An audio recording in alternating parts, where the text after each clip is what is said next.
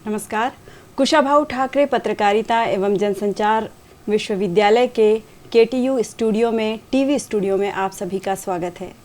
स्वास्थ्य पत्रिका कार्यक्रम के तहत आज हमारे साथ विशेषज्ञ के रूप में है डॉक्टर सौम्य पांडे और विशेषज्ञ की सहायतार्थ उनसे सवाल जवाब करने के सिलसिले में मेरा साथ निभाने के लिए है इलेक्ट्रॉनिक मीडिया विभाग के एचओडी विभागाध्यक्ष डॉक्टर नरेंद्र त्रिपाठी। आप दोनों का बहुत बहुत स्वागत है टीवी स्टूडियो में। नमस्कार। नमस्कार। डॉक्टर सौम्य पांडे चेहरे की प्लास्टिक सर्जरी मैक्सिलोफेशियल सर्जन हैं और हेयर ट्रांसप्लांट से संबंधित समस्याएं भी हम उनसे साझा कर सकते हैं। तो मैं डॉक्टर नरेंद्र त्रिपाठी से अनुरोध करूंगी कि इस संबंध में उनसे कुछ सवालात करें। डॉक्टर साहब, सबसे पहले तो आपका स्टूडियो में बहुत स्वागत है। डॉक्टर साहब, आमतौर पर आजकल यह देखा जा रहा है कि जो बाल झड़ने की जो समस्या है ये बहुत कुछ युवाओं में और करीब 18-20 साल के बच्चों में भी ये देखने को मिल रहा है कि उनके बाल झड़ने लग रहे हैं, सफ़ेद होने लग रहे हैं। तो ऐसा क्यों हो रहा है? इस संबंध में थोड़ा सा आप प्रकाश डालेंगे। त्रिपाठी जी, देखिए, बाल जो झड़ना या गंजापन जिसे हम बोलते हैं, ये सामान्यतः तो आनुवंशिक एक बीमारी आप कह सकते हैं, लेकिन इसको एक ट्रिगर चाहिए होता है, एक ट्रिगर पॉइंट चाहिए होता है। तो आजकल के युवाओं का क्योंकि लाइफस्टाइल थोड़ा पुअर है, मैं कह सकता हूँ, लेट से सोना, लेट उठना और धूम्रपान वगैरह और फूड में जो जंक फूड वगैरह का सेवन है, ये सारी चीज़ें एज अ ट्रिगर। अच्छा, इसके अलावा स्ट्रेस भी है।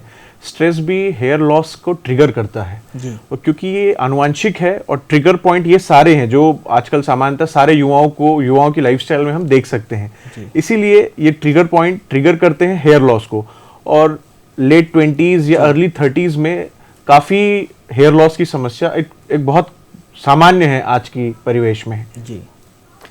तो इसका कैसे बचाव किया जाए, कैसे इसको रोका जा सकता है? आमतौर पर युवाओं में और ख़ासकर 30 साल या 40 साल के बीच में जो एकदम से हेयर फॉल हो रहा है, बाल झड़ रहे हैं या सफ़ेद हो रहे हैं, आमतौर पर 40 से 45 साल के बाद में अगर ये होता है तो एक सामान्य श्रेणी में आता है, लेकिन वो 20 से 25 साल से लेकर 40 साल के बीच में हेयर फॉल हो रहा है, बाल सफ़ेद हो रहे हैं, तो इसको कैसे रोका जाए?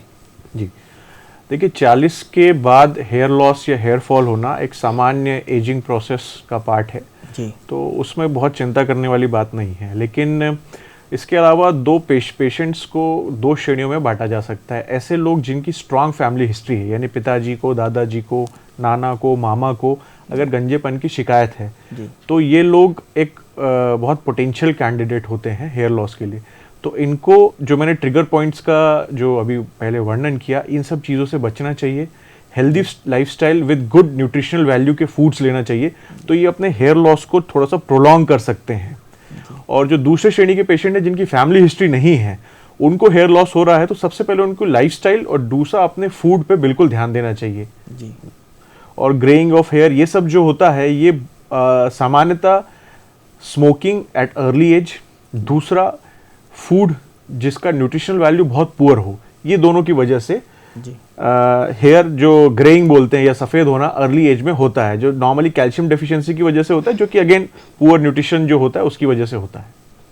डॉक्टर सौम्य, जिनके आनुवंशिकी की वजह से हेयर लॉस ना हो, तो क्या रीगेन होने के या ग्रोथ करने के कुछ पॉसिबिलिटीज हैं? यस, हाँ, बिल्कुल हैं।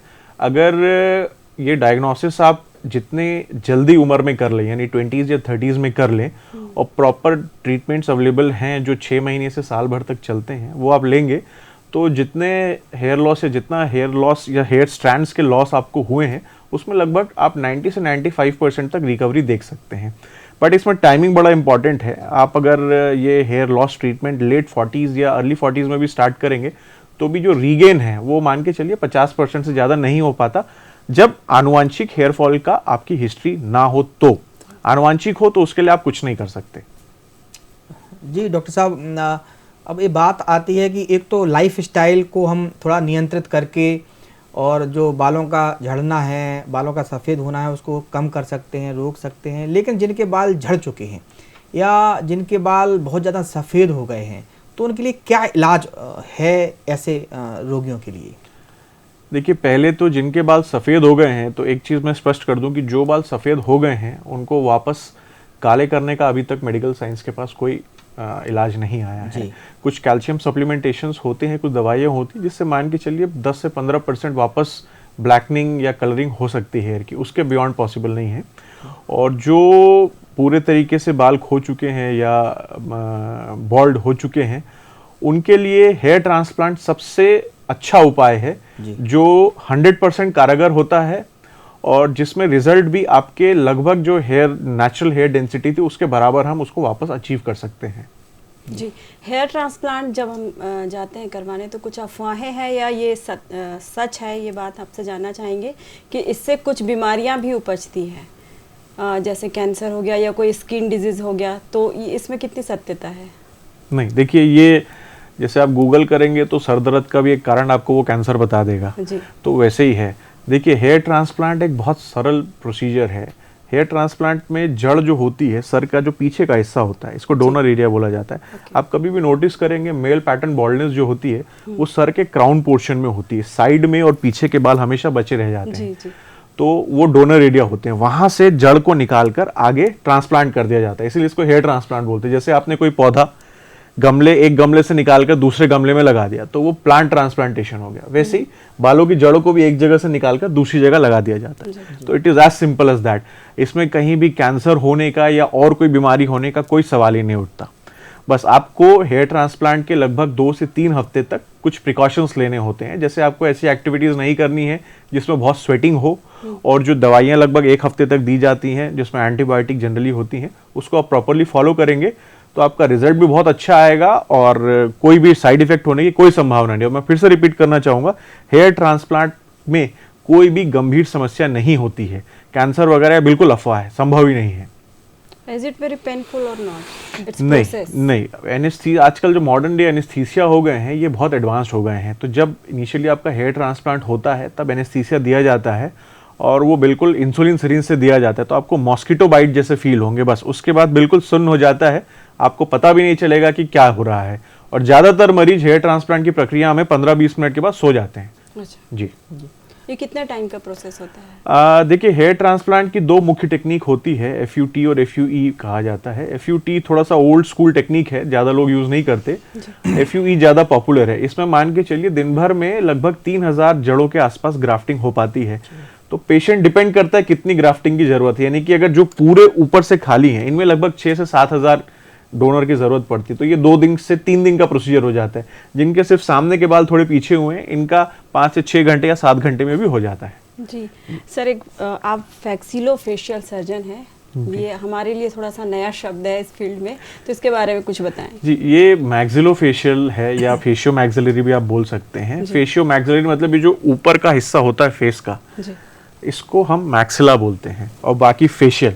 तो चेहरे से संबंधित कोई भी बीमारी हो, जैसे मुंह का कैंसर हो सकता है, या ट्रॉमा होने के बाद चेहरे की हड्डियां टूटती हैं वो हो सकता है, फेशियल प्लास्टिक सर्जरीज हो सकती हैं, ये सारी चीज़ें इस स्पेशलिटी के अंडर में कवर की जाती हैं। जी। वो डॉक्टर साहब, अगर कोई बाल इस तरीके से ट्रांसप्लांट अगर हो जाते हैं तो क्या वो वैसे ही बने रहते हैं, उनका हेयर फॉल नहीं होता है क्या?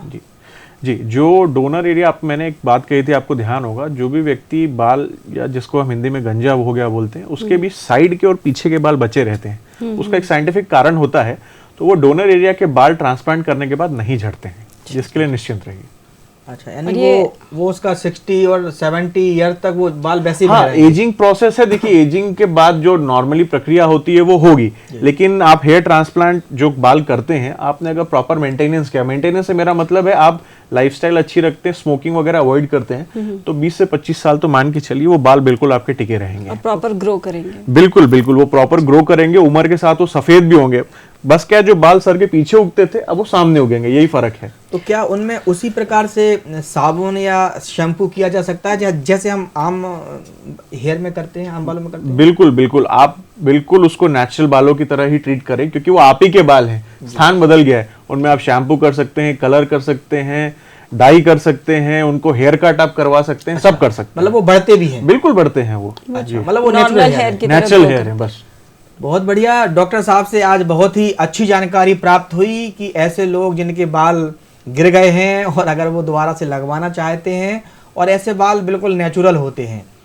तो डॉक्टर साहब ने और कोई प्रश्न, वैशाली जी अगर आपका मैं है तो। एक सवाल पूछना चाह रही थी कि डाई या हेयर कलर ये चूज़ करते समय, क्योंकि ग्रे हेयर तो अब सबके लिए पॉसिबल है, सभी इसके शिकार होते चले जा रहे हैं, चाहे वो कोई से भी किसी भी उम्र के हों। तो ये जब हम सेलेक्ट करें कि अपने बालों के लिए हम कौन सा रंग या कलर या डाई चुनें, तो उसके लिए क्या हमको देखना चाहिए कि कौन से कितना केमिकल उसमें है, क्या नहीं होना चाहिए, कौन से केमिकल उसमें, किन बातों का ध्यान रखना चाहिए? जी देखिए, आप कोई भी केमिकल डाई उपयोग करते हैं तो वो बिना अमोनिया कंपाउंड के नहीं बनता है, चाहे कंपनी कितनी भी क्लेम कर ले ये अमोनिया फ्री है, लेकिन उसमें कहीं ना कहीं ऐसे कंपाउंड होते हैं जो अमोनिया या उसके डेरिवेटिव्स होते हैं। और अमोनिया जो है आपके बालों के लिए नुकसानदायक होता है। आपके जो बाल जो होते हैं, हेयर स्ट्रैंड्स होते हैं, उनको अमोनिया गला देता है, इसीलिए वो टूटने लगते हैं। तो आजकल ऑर्गेनिक हेयर डाइज आते हैं जो कि नेचुरल प्लांट और फ्लावर के एक्सट्रैक्ट से बनाए जाते हैं। आपको ये बिल्कुल आजकल तो मेडिकल स्टोर्स में या ऑनलाइन भी आप ढूंढेंगी तो ऑर्गेनिक डाइज आपको मिल जाएंगे। तो मैं बोलूँगा ऑर्गेनिक डाई उपयोग करना ज़्यादा अच्छा है। बस उसमें एक डिसएडवांटेज ये है कि इनकी जो लास्टिंग रहती है वो थोड़ी कम रहती है, शायद आपको हर महीने ऑर्गेनिक डाई रिपीट करना पड़े, लेकिन इनका बालों में और चमड़ी जिसको हम स्कैल्प बोलते हैं उसमें कोई दुष्प्रभाव नहीं होता। आप बिल्कुल इत्मीनान से इसको यूज़ कर सकते हैं। ये जो यूनिसेक्स सैलून होते हैं, यहाँ पर जाने से डाई और कलर के बीच वो लोग डिफरेंस बताते हैं, तो क्या है? देखिए, ये टेक्निकली देखेंगे तो है, लेकिन कॉमन भाषा में देखेंगे तो नहीं है, क्योंकि डाई भी एक कलर ही होता है ना। डाई जो हम कुछ भी चीज को बोलते हैं कलर करने का, तो आप अगर थोड़ी सोफिस्टिकेटेड भाषा में बोलेंगे तो उसको डाइंग करना ही बोलेंगे, है ना। टेक्निकली केमिकल कॉम्पोजिशन में फर्क होता है, लेकिन वो उस चीज का ज्ञान सैलून वालों को भी नहीं होता। वो कंपनी वाले जैसा उनको बता देते हैं वो आपको बताते हैं, रिपीट करते हैं। जी। आमतौर पर एक तो कलर हो गया, दूसरे लोग बोलते हैं मेहंदी लगाना। जी।